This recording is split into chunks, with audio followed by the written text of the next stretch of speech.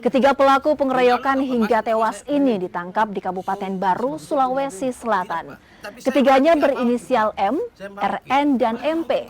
Ketiga pelaku mengeroyok Muhammad Fahrul di sebuah hotel di Jalan Andi Tonro, Kecamatan Tamalate, Kota Makassar.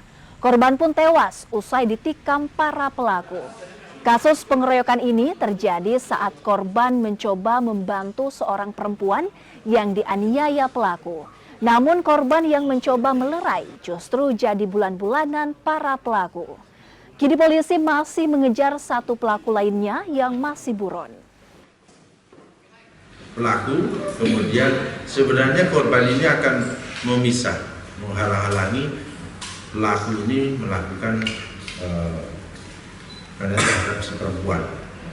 Akan tetapi justru si pelaku ini langsung melakukan pengeroyokan sehingga mengakibatkan korban luka-luka, kemudian setelah dibawa ke rumah sakit meninggal dunia.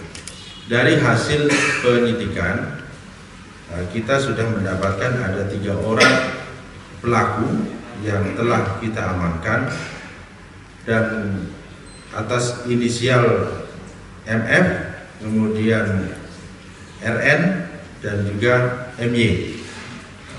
Kemudian dari 3 pelaku ini masih ada salah satu pelaku yang masih dalam pengejaran.